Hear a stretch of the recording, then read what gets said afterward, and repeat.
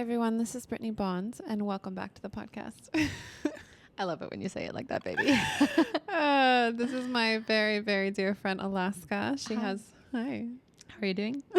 So good. How are you? I'm good. I feel like our energy is a little funny today. But Yeah. we're going to go with it. We're rolling with it. It's the end of Pisces season.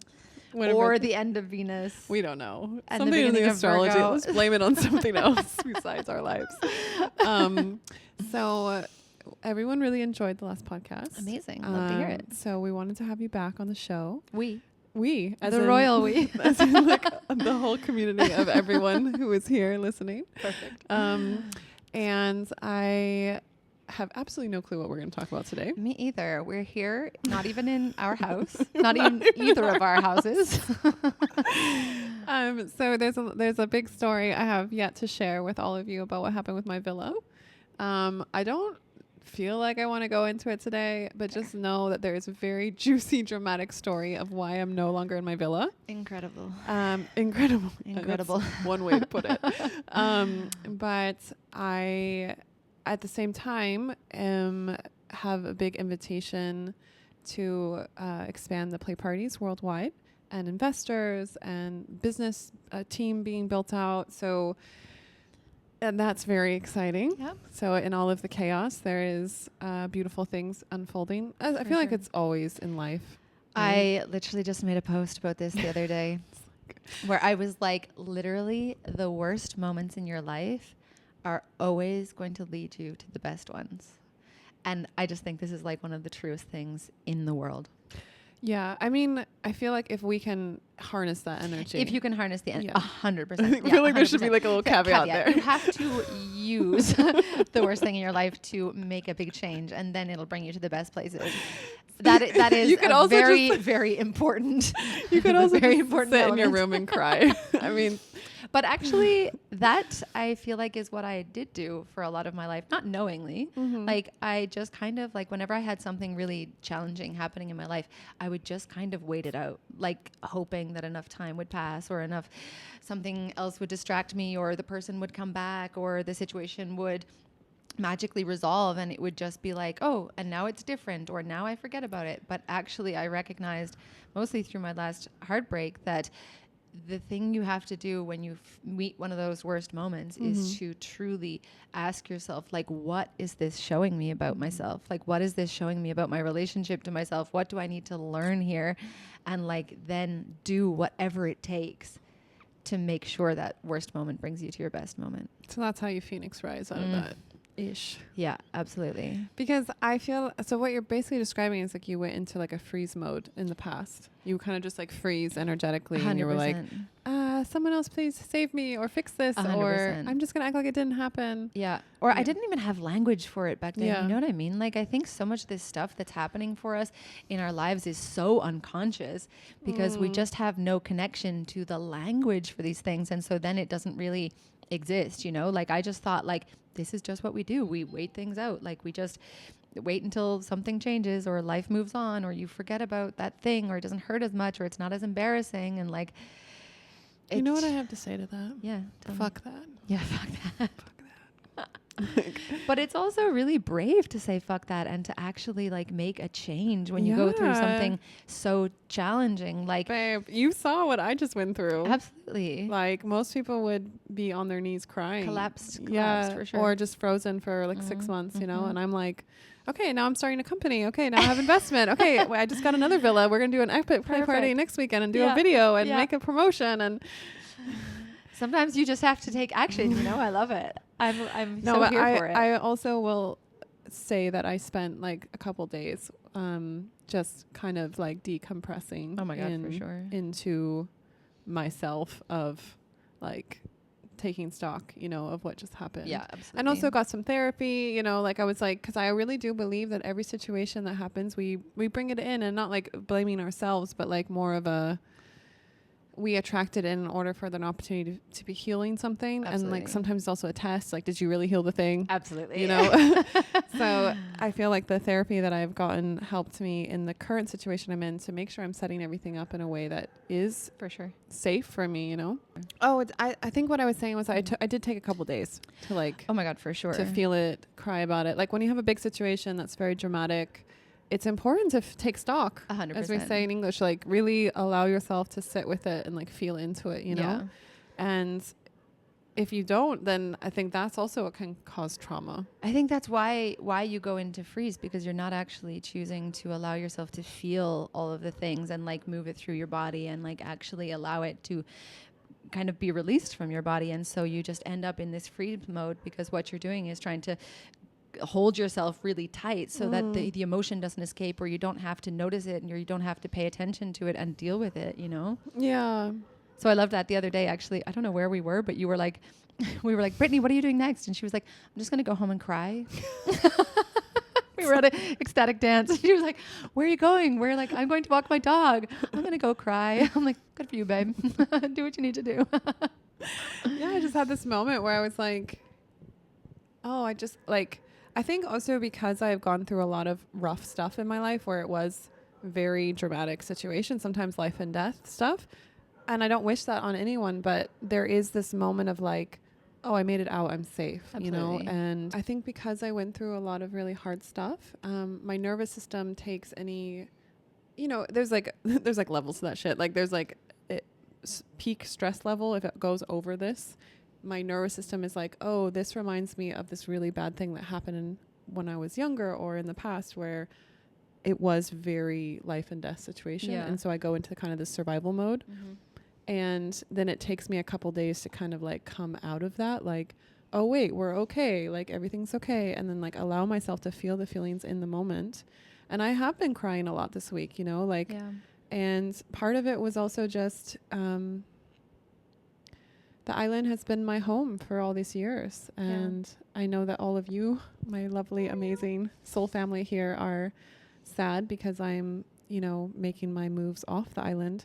And this is the first time that I have left the island without a home here on the island to come back to. So like in the past, I had the collective or I had other places where I was like, this is my home, Afro's there, you know, and now it's like Afro's staying with some of my best friends and they're like, love her and they're taking care of her. And then, and so she has a good home. And so I feel safe, like, to go off the island, but like, it's just a different feeling when you're like, oh, I don't have my house to come back to. Yeah, 100%. 100%. I mean, when I left Berlin also, I was keeping my house there because there was some part of me that like, it wasn't really conscious, but it was like, I need to have somewhere because like, what if it all goes tits up? Like, what if everything falls apart and I like feel completely lost and like, I have nowhere to be in the world, you know? And that's a very like ungrounding feeling. So I really, it's challenging to move without having somewhere kind of there as a bolt hole, but also like sometimes those bolt holes can be kind of holding you in a life that's not really any longer for you. Yeah. And that's why, like, you know, I had the contract on the villa for a year. And I think when everything blew up in that situation, I recognized that like, okay, maybe the universe doesn't want me to have that. Maybe I don't need it, you know? And I sat with the ungroundedness this week a little bit also. And now I'm like, I'm just flowing. Let's make a podcast. Like, let's just do this. Let's do that. You know, like I was just like, because I think also if we allow ourselves to let go of some of the fear around not having this base or whatever, it actually is freedom. Yeah. It's a freedom to expand, you know? It's also freedom to not be as fearful. Because actually, I was going through a similar situation about a month ago where I was also needing to move out of my place that was very unexpected, somewhere I expected to be for a long time, somewhere I was mostly happy. And usually I would be somebody like, I'm very type A, I'm a Virgo, I am somebody that she's very Virgo. The most Virgo. But also fun, guys. Also fun. She's very fun. She's super fun.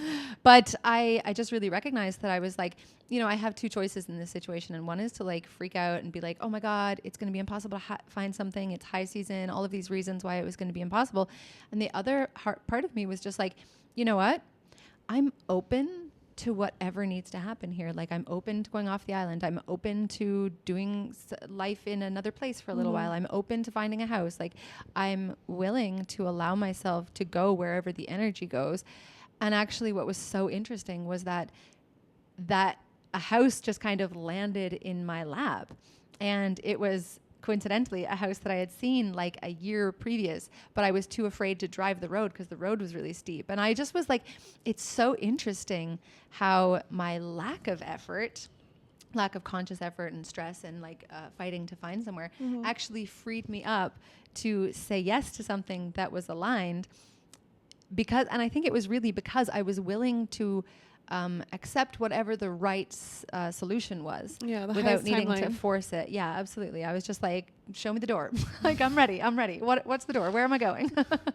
And it was nice, actually, because it didn't mean like I wasn't committed to not being here. You know what I mean? And I think it feels kind of similar for you, where you're like, I'm not committed to being one place or another or somewhere else, but I'm just open to whatever life is showing me is the right path for me right now. For sure. And I think there's a couple of things you said that I want to comment on. One is that, like, when I was going through all of this, someone told one of my close friends was like, you know what the opposite of love is, or opposite of fear is, and like with the universe, the opposite of fear. And I'm like, love? And they were like, no, it's trust. So it's like just trusting that whatever is meant to unfold, whatever is the highest timeline, is going to come to you.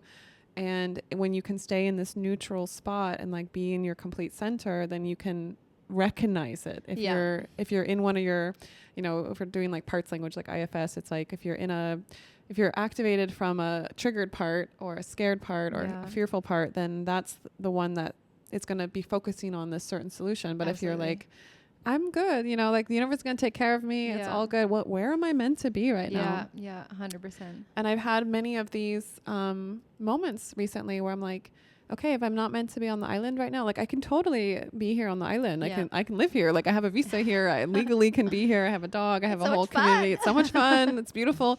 But I'm getting all these signs that I'm not meant, like the highest timeline for me is to go off the island and expand into the world. Yeah.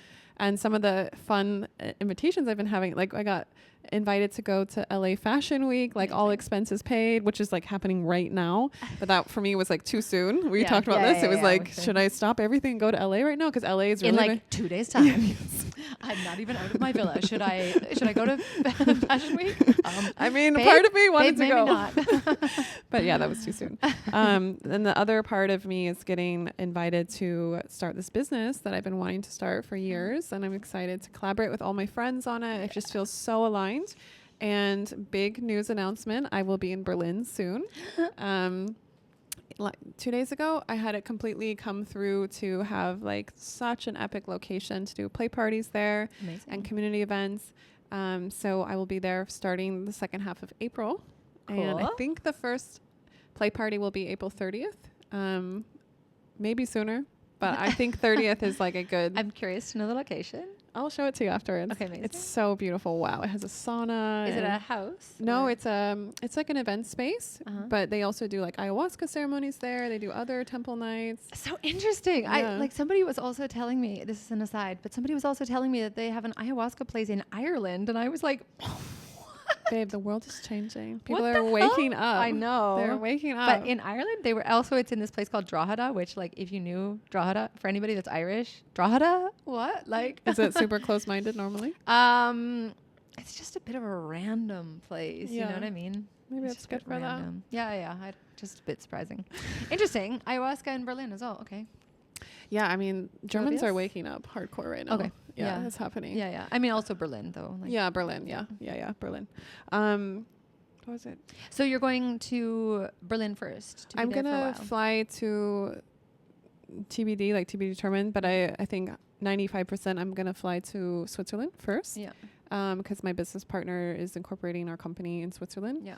And then stay with him and his beautiful villa for a couple of weeks. And then come down to Berlin and stay with Torga. I'm going to stay with Torga.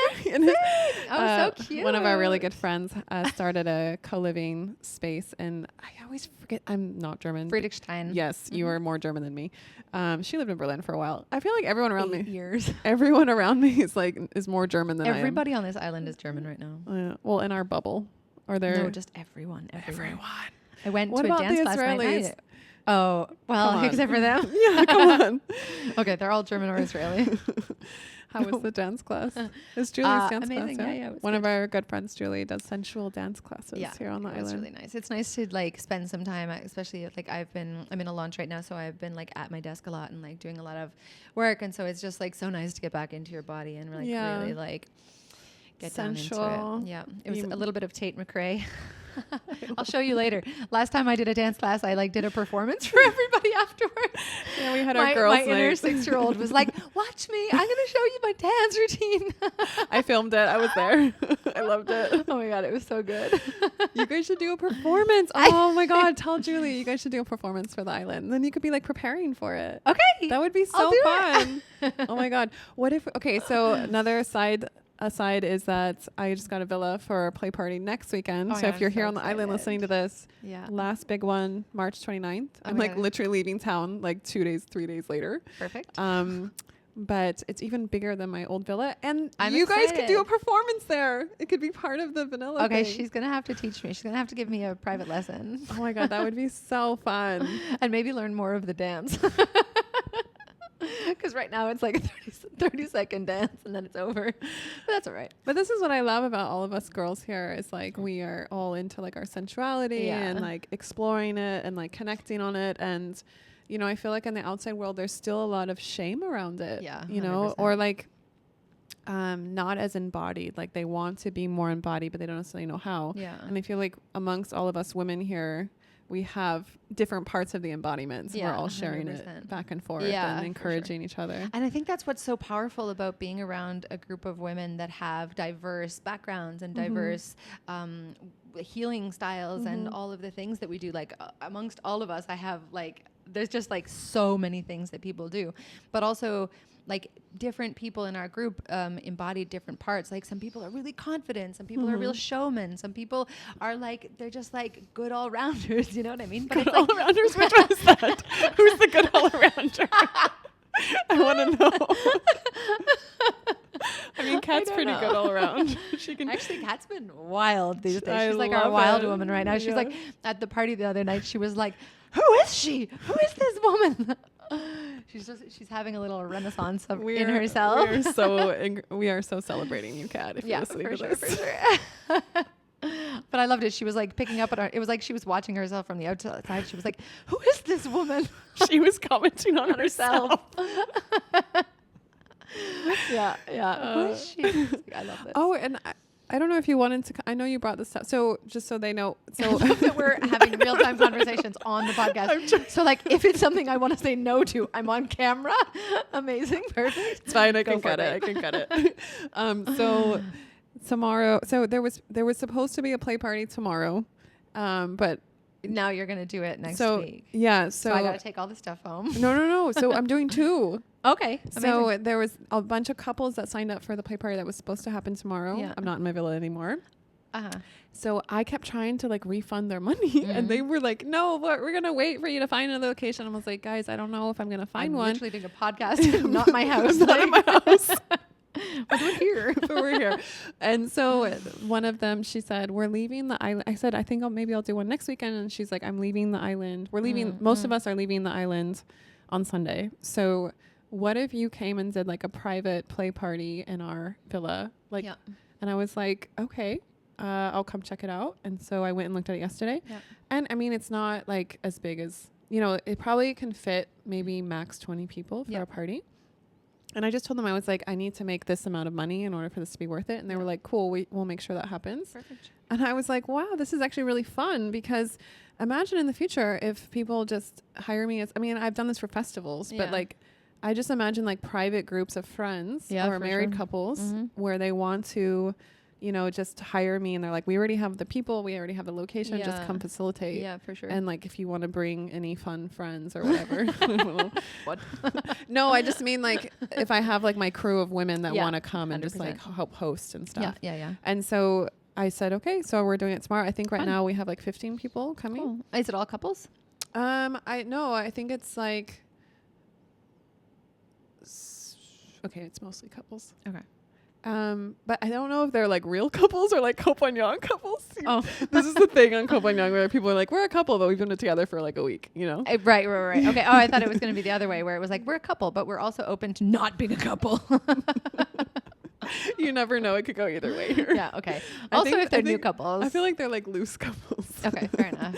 But I was assisting at a tantra retreat a couple months ago, and one of the couples there had been a couple for like a month or something, and then they went to this week-long tantric immersion. I was like, "Whoa, this is brave or insane." I think probably both at once. I think it was both for them. Yeah, both at once. They were like amazing, but also very triggering. Who is this person? So yeah, if you wanted to come to that tomorrow, you're totally welcome. She actually just messaged me right before we started the podcast and said, like, invite whoever you want and stuff, because I just told them like I just need to make this certain amount of money and. Basically, I actually kind of like it because I can just focus on what I'm really good at. It's just the facilitate. I mean, I am good at curating the people, but it takes a lot more energy, you know? Yeah, for sure. But next weekend, let's do a really big one. Oh, okay. I can't wait. Yeah. Okay. I'm laughing because every time we have a play party, I'm like, Brittnee, did you invite my husband? She always likes to do the check-in at the beginning. She's like, I'm just, waiting for my husband to show in the door. He's going to come. He's eventually going to come to this play party and I'm going to invite him in. I mean, but we've had so many friends like become couples from the play parties. Not me yet though. Babe, it's happening. Do you believe? Girl, I know. I did my believe? Call of the Dragon. Didn't I tell don't know you? what that is. I told you about it before. Can the Call of the explain Dragon. it to the lovely listeners? I thought we talked about it on the last podcast, but maybe it was just in conversation. Anyway, at this tantric retreat that I was assisting at a few months ago, at the end of this retreat that was like it was such an amazing retreat, but it was also a complete disaster. Like there was floods, there was a rock fell onto the road. We couldn't get out. We couldn't go. Like the shala was also completely drowned in water all the time. We were like doing practices in the restaurant. Like it was insane. It was insane. And on the last day, it was just me and another facilitator left. And so we went up to the Dragon Rock. Oh, you did tell me this. Which is up overlooking the ocean. And it's so incredibly beautiful. And you go up to the rock and you basically do this ceremony to call in the dragon, which is your husband. And so it's basically you go up to the rock and you go, "Ai, gai, gai," at the top of your fucking lungs 3 times.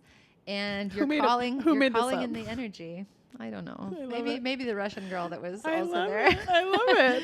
But she was like, I literally live in the middle of nowhere on this retreat center, and I've called in 8 different dragons, and they just like arrive at her door. She had like a Russian lover there that was with her boyfriend lover that was there at the time, and she was like, he just came to the door, and now he's here with me. He lives with me. He co-runs this space. I'm like, cool, sounds good. You're looking for your version of this? Yeah, my husband to knock on my door on top of a mountain. I've moved to the perfect place. I love it. Okay, there is something that just came to me that I want to talk about. Finally, after half an hour into the podcast, we have something we want to talk about, guys. Okay, so, this makes me feel vulnerable, but so I was thinking about embodiment and like men being embodied. And in the past, I seem to attract in men that are not so embodied. Yep. And I think I made it like this fun project to embody them, you know, like I'm going to crack you open, you know, like I can love you enough that you feel safe to like, you know, be in your body and love me back. Yeah. Fuck that. But anyways, but what I was noticing was that there was a couple of things I wanted to ask you about was like, one was like, it just feels that a lot of men in the world, I don't want to say it like that because hold on.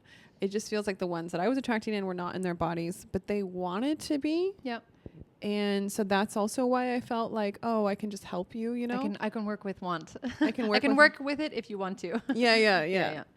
But what I noticed is that the timeline of us, like actually in a connection was I was heart open in the beginning and like, I'm excited about you, you know, like as you normally are in a relationship, like I'm excited to connect with you. I'm excited about you. And then their heart was closed. Yeah. They were not in their bodies. Yeah. And then I would start to retreat and then I would become the avoidant one. Yeah. Or on the flip side, sometimes I would get emotionally like poking at them, like, hey, why don't you come out and play with me? You know, like, and they would probably perceive that as like aggressive, or like, you know, asking a lot of questions, or like demanding that they are open emotionally. Why aren't you emotionally available? Which is like never works anyways. So, but then there would be this tipping point in the relationship where they would actually open their heart and they would want to be with me. But in their reality, it's like as if they just started the relationship. Right. And I'm like 6 months in. Right. To someone who's like not fully present, you know? So by the time that they open their hearts, it's already too late for me. Yeah. And then they perceive that as like, I did all this work to open my heart and it's not good enough for her. Got it. And, you know, now she's leaving me, you know? Yeah. Or I'm not good enough for her because I wasn't here this whole time. And like, basically they feel like their efforts are not being honored. Yeah. And I'm like, I feel like my story is not being honored of I was alone in this for so long. Yeah.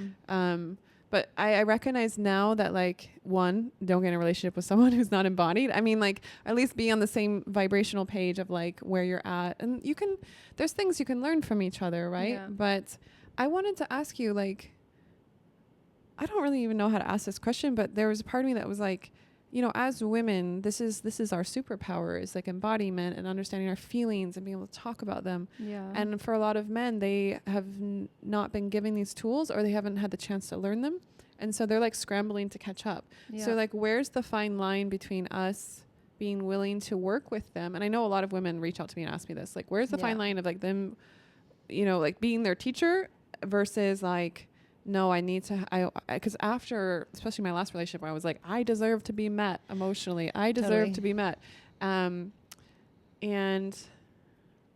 I believe that there is a man out there that can meet me, but I also wonder if sometimes I go the other extreme where I'm like almost too rigid with what I want and desire in a relationship. So I don't know if any of this makes sense. It does make sense. It makes total sense. And I think that's the thing. Like for me, it feels like when I hear what you're saying, it feels like you come to this space heart open and you're like, you're ready for a relationship. And maybe that is known, spoken or unspoken, question mark. With my last, with Andy, the guy I built the community space with the Remote Collective with, we were friends for 6 months and we lived together in a villa with all of our other friends. And everyone thought we were already dating. Yeah. Because like our energy, like we would act as if we were dating, but then he would never make a move. Right. And so I said to him, hey, I am in love with you. And it's okay if you're not in love with me, but I just need to know if I need to keep my heart open. Yeah. And if you don't want it, it's totally fine. We can just be friends. But I just need to know. And then he told me a week later on my birthday that he loved me, and we ended up dating for a year. With Faraday, I told myself, I am not going to go to the guy and tell him I want the guy to see me. Like, I'm not going to chase anyone, you know? But then like, I remember my body was open to him, you know? So like, I remember going to his retreat in Austria and he like completely ignored me the whole time. And I like fucking traveled all the way to Austria to see him. And the first time I saw him in the house, I jumped on him. I was so excited to see him. And he was just kind of acting like, oh. And he told me later he was so excited to see me, but he couldn't like allow himself to show it. He didn't know what to do. And he also just felt really overwhelmed because he basically was like, if I open this box with you, I don't know if I'm going to be able to like host a retreat. Like, right. So like for him, it was more like emotional energy management. Yeah. Like, also situational. So. Yeah, situational. But then we were in Berlin after that. And I again said to him like, hey, you know, like, we're like cuddling in my bed and stuff. And I was like, I just want to check in. Like, what are we? No, I wasn't even saying what are we. It was more like we were organizing the play parties together and he wasn't being helpful. And he like, we're in his city. He's lived there for 10 years. And I basically did it all up until the point where I got the location. I felt like energetically I was carrying it myself. Yeah. And then once I got the location, he like stepped in and like really came in 100% and like really showed up. Yeah. But I called him out on that and I was like, are we doing this together? I thought we were doing this together. What's happening? But for me, all of those things are like, because I liked the person. Yeah, for sure. But I don't. Yeah. So, and as a woman, I want a guy to like chase me. Totally. For me, it feels like a both and situation, right? Because I think we had a conversation about this before where we were discussing like, where is the line, which is, I think, your question now, where is the line between allowing a man to be who he is because of the society we live in, which is not so adept with emotions, not so maybe open to his feelings or able to communicate from this place of like deeply knowing himself, like, because that's not something that men are necessarily given the tools to do in this world, right? But it's also like, where can you allow that to be the thing that you are better at? And where is he providing something inside of the relationship that he is the leader in? You know what I mean? Yeah, so you want to learn from each other. Yeah, you want to have this kind of like symbiotic relationship where it's kind of both things, where you are better at emotions and leading the emotionally intelligent conversations, but he is better at, for example, finances or real world organizational stuff. Maybe he's an incredible businessman. Maybe he's a great sportsman, whatever it is. And like, where you don't lose the respect, I think, for the other. Because, and let me know if this feels true to you, but like when you speak about the past partners, it feels like there was a level of respect or I don't even know if that's the correct word, where it's like there was something lost in how you saw them because you stepped into the leadership, mothering role inside of your projects or inside of your relationship, and that made you kind of feel like you were pulling somebody rather than walking hand in hand with somebody that is your equal, that is your power match, and you're just adept at different things.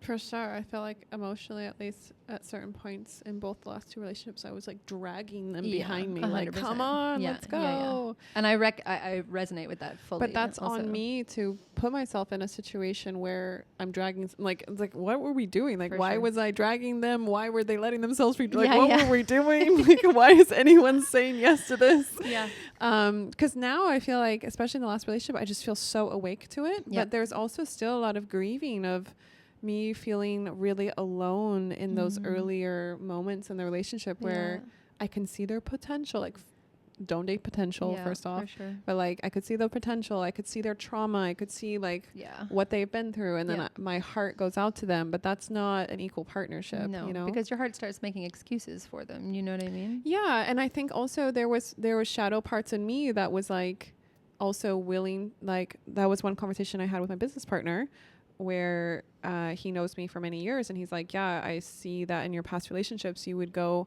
fully into your feminine in the sense of like not even really being aware of what's happening in the 3D, and just like I fully trust him, to like when that didn't work getting really upset at them, and then going fully into your masculine and being like, I will take care of myself, fuck you, you know.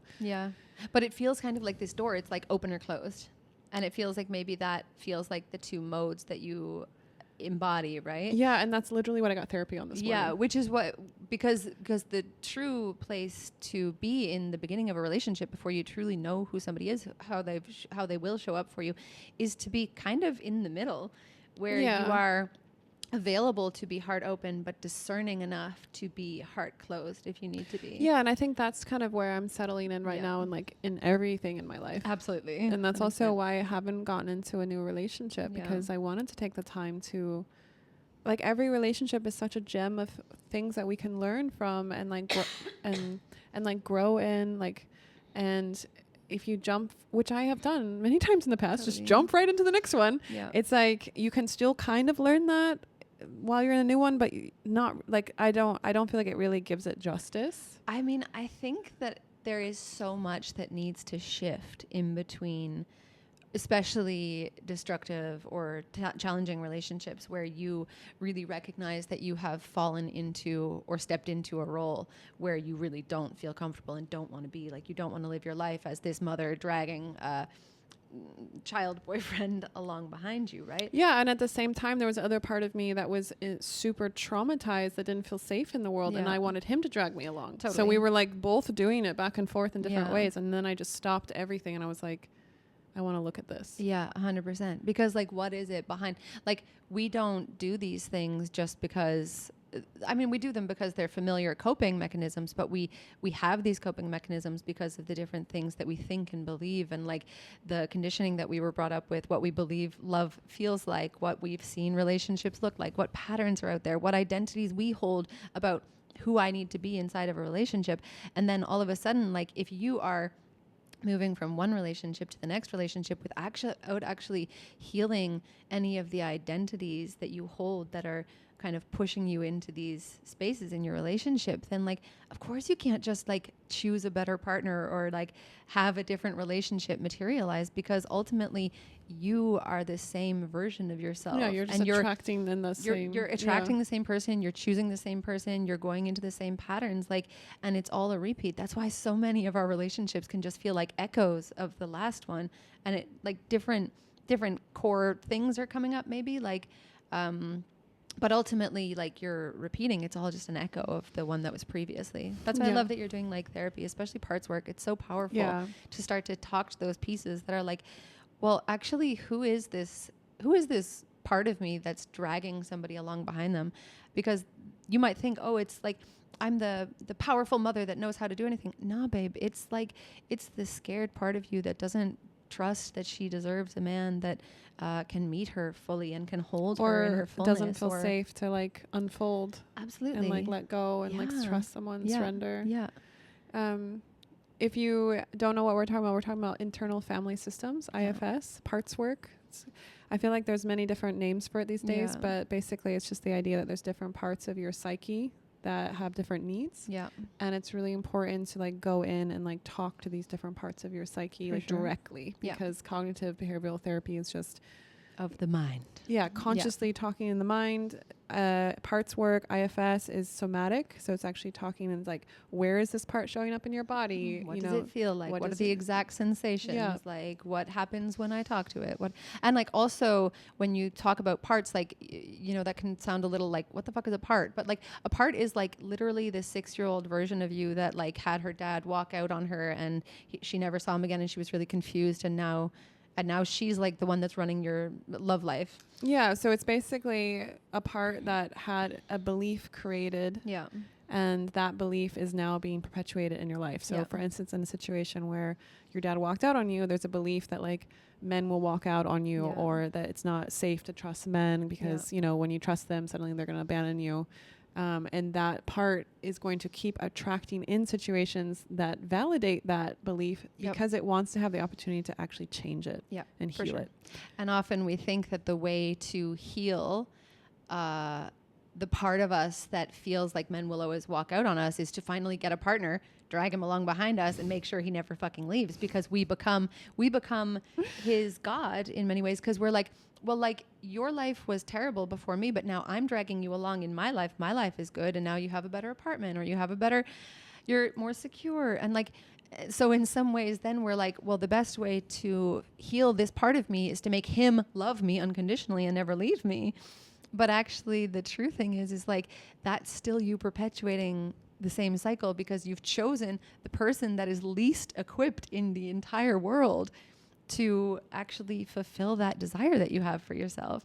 And the true way to heal that desire is to actually go in, and you as the divine feminine or the mother part, you as the adult you, goes in and takes hold of that little girl and is like, babe, you're so safe here. And actually, you don't need to be the one that's in charge of dating or sex or relationships or like dealing with these men that make you feel crazy. Like, I'm an adult now and I can take care of that for you. And like, whoa, those conversations are like, they're so powerful, because like, if you are somebody that's a real grade A top class therapy person, where you hear that and you're like, yeah, I can connect the dots about my dad leaving and somebody else, but like, it's so different when you as an adult are talking to you as a child, and you're doing it like through your mind and through your body, and you're really connected into what's happening for you. Like, it's so different. Like, it's so different.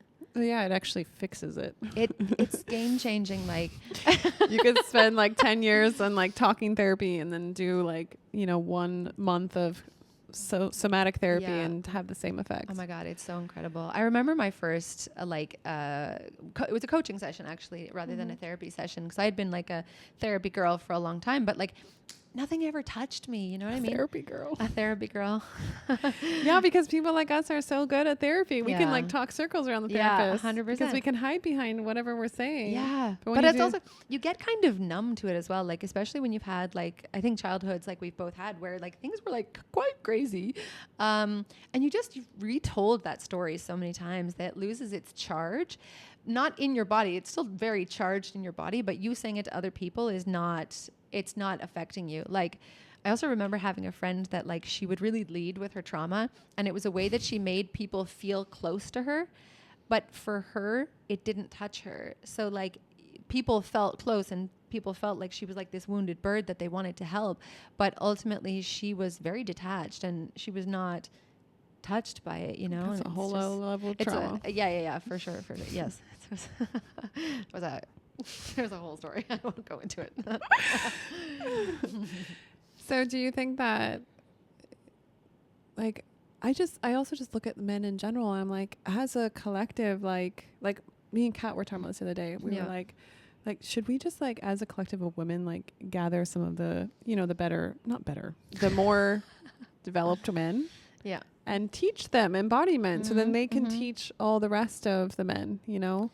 Because I'm just like, how do we help these men catch up? You know, I just feel like the younger generation get it. Like Torga's like 27, you know, but he just gets it. Yeah. We're all going to be dating down in age, not down. I actually was thinking this the other day also. I was like, there is something to age gap relationships right now because the generation that is coming up behind us, like, is he Gen Z? I don't know. I don't know what he. Okay, anyway, we're millennials, but I just know that he's. I think it's Gen Z. Yeah. I just know that they just get it more. Yeah, they're more connected. They're just like they just do get it a little bit more. Here's the thing, I think that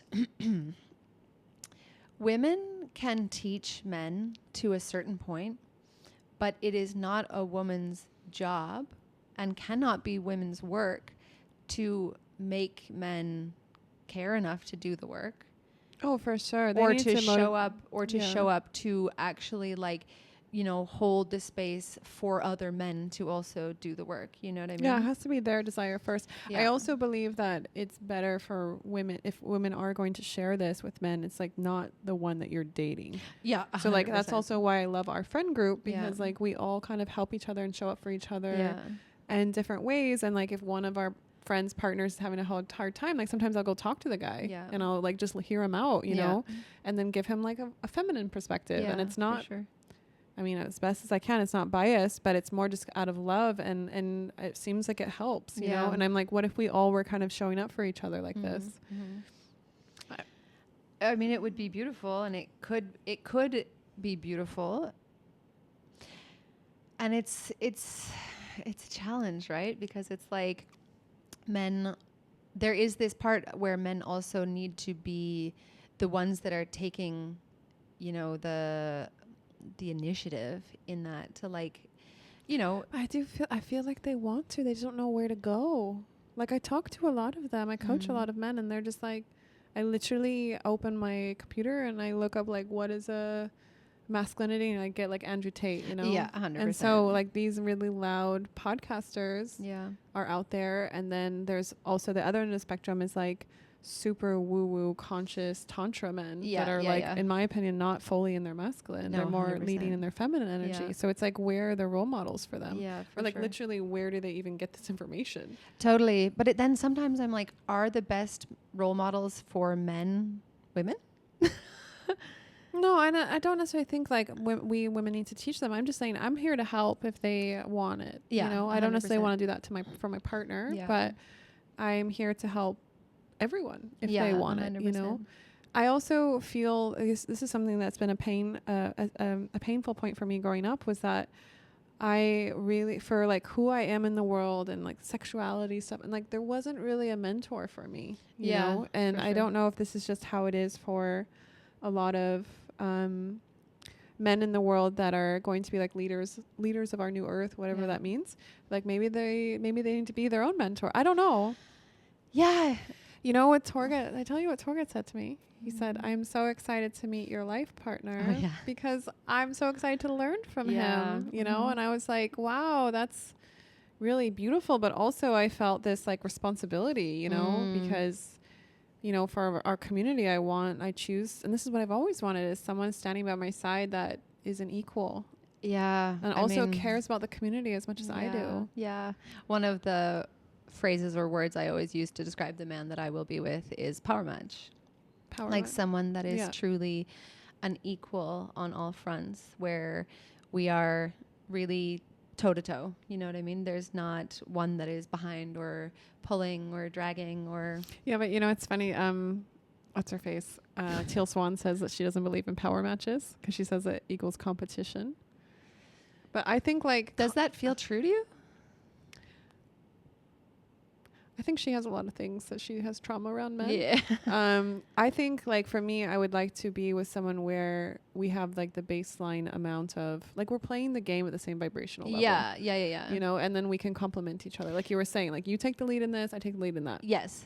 I think that's what it is. Like for me, I'm not looking for somebody that's my exact replica by any means, but somebody where when they step into the room, I hold them at an equal level of respect that I hold myself, you know, and that's really challenging when you are pulling somebody along or you don't feel like somebody has their shit together or like is meeting you where you are, you know what I mean?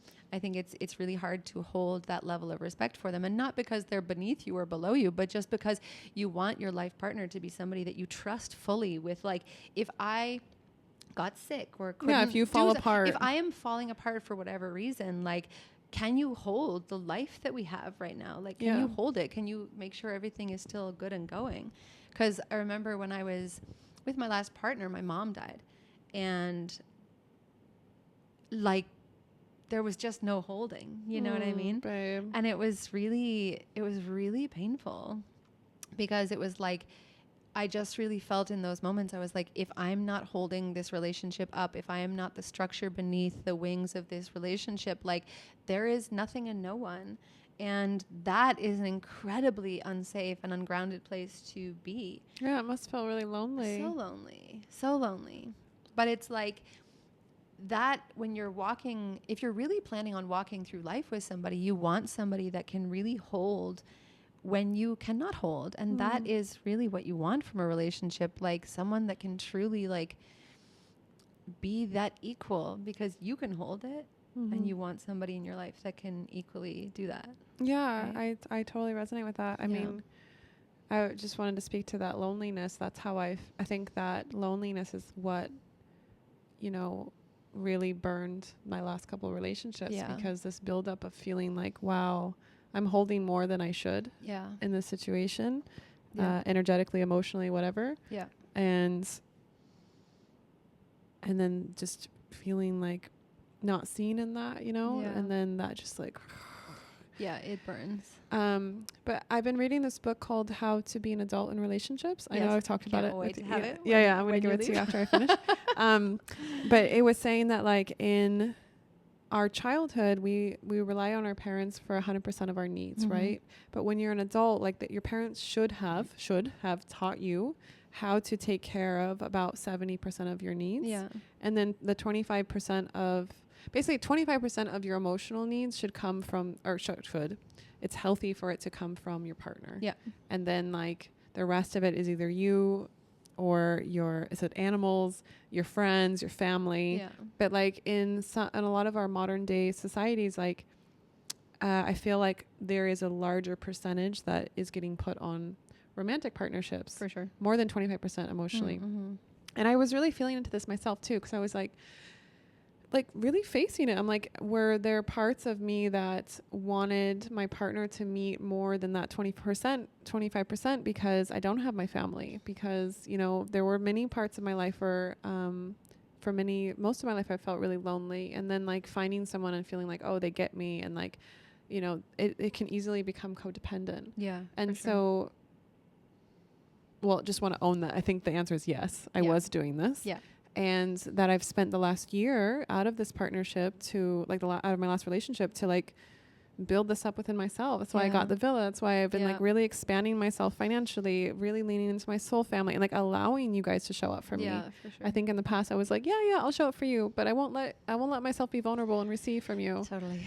That's why even right now, like, it's a beautiful thing for me. Normally, so I have the money to go get my own house, you know, like right now after the villa, but I'm choosing to let my friends let me stay at their houses because it's so much fun, and I'm going to be away from you guys like for so long, you know? And so it's like one last hurrah that we get to like hang out together and like make breakfast together and just like, it's like hanging out with family. Totally. And I think that that's something, and it's also vulnerable, you know? It is vulnerable. And I'm actually really proud of you to do that, because it's really challenging. Like, it's really challenging to show up to your friends and just be like, I need help, like, or I want help, either one. Like, I think I need help emotion. I just need that secure like connection, because I did go through something really traumatic recently, and I'll share about it on a future podcast. but like Here's the scoop.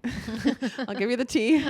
But like, it's really good for my nervous system to be around my friends right now, my soul family, who are like, we got your back. You know, it's fine. You can cry. You can do whatever you need to.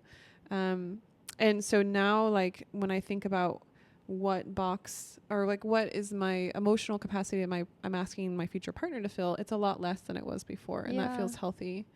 I did have someone comments on the last podcast and say like, oh, you spend so much energy calling in your life partner, and I was like, if you knew my life, like, for real, like, it's like we talk about it, but it's not like I just want to put it out there to the world, like, I do not feel that I need a life partner to feel complete. I feel very complete in my life. For sure. I feel so good. Also, I love my life. It's such a little bit of a joke also, because it's like, oh, where's my husband? But it's also like, I'm also fine until he comes. Like, there's there's absolutely no panic. We're like, out here everything vibing. is great. And honestly, if someone comes into my life, when they come into my life, they're going to make my life exponentially better, because it's already good now. You know, like, it needs to at least meet this level. But this is also what is so important, because actually, if you are coming from a place where you're like, I need a partner. Like, I remember I used to have this Post-it note on my bathroom wall, and it said, bored of feeling nothing. Oh, wait, what did it say? Bored of feeling nothing, I'm letting you break my heart. What? Whoa. What? Like, sad girl alert. Twisted. But you know what it was? That, like, in so much of my life that I had created, particularly in Berlin, I actually felt so disconnected from everything. Like, I didn't really have community there. I didn't really have so many friends. I really felt like I was like a hanger on in many ways. Like, I always felt like I was never like a true part of the friend group, or I don't know. I just always felt like everybody else around me seemed to have like these groups of friends that they would go out with. And I always felt like I just didn't have that. And so there was a part of me that was like really longing to feel anything. Actually, if I'm honest, like, I just didn't really feel anything. The only time I really ever felt anything was when I felt bad, like heartbreak. It really felt like, and I'm somebody that loves to feel deeply, but I think I had really shut myself down so much in my life. And so, like, I really wanted a partner to come in, because I wanted them to give me love, belonging, something to do, a community, a group of people around. So it's more than 25%. Oh yeah, I would say it was a good bit more than 25%. Yeah, a lot more than 25%. Also, I'm really somebody. I always used to say like, oh, I love hard, but it's also like I was really codependent. Let's just be real. I really wanted my partner to be my everything. And that hasn't necessarily changed. There's a caveat. I still want my partner to be a huge part of my life, because I'm somebody that wants to potentially work with my partner and create things and, you know, create this beautiful life. And maybe that is going to be more than 25% of like what based on like what a traditional partnership would look like, when the partner goes out and works and then you don't see them for 10 hours a day or whatever. Maybe it won't be meeting more than 25% of my needs, but like maybe it'll look like more than 25% of whatever it is. Is he trying to get in?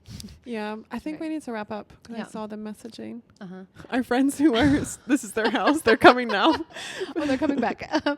But sorry, just wrap up your thought. Yeah. So I think it's like the 25%, meeting your needs 25% is like the thing about it is like right now we can meet 100% of our needs. Yeah, it's the capacity in partnership with our community and our friendships and the animals that we have and love on this island, and like that's beautiful because you're not wanting. It's when you're in this position of like, it's scarcity versus abundance. Yeah, 100%. It's like that for me. The final piece was to like create the life financially and live in this beautiful villa and have this financial abundance on the standard that I want. Yeah. And I was like, oh, I did it myself. That was super easy. Perfect. Like, okay, now I know that I can do it. I don't need to live in a huge villa that can host 200 people now. I can just be like, I have that vibrational capacity. I'm good. Yeah. And so I know that when my partner comes in and he can meet that, it's like, okay, yeah, I can do it myself, but I'll let you show up for me in this way. That's interdependence. Yeah. Yeah. Yeah. Beautiful. On that note, we're going to go. And all the dogs are like, I want to make some more podcasts before I leave with you. Yeah. So we'll make a couple more. Whose house more. will it be in next time? We don't know. It's great. And one of our other friends. Okay. I'm sending you guys all lots of love. Thank you so much for being with us. Have a beautiful fun. Yeah. Have a beautiful day. Ciao. Bye.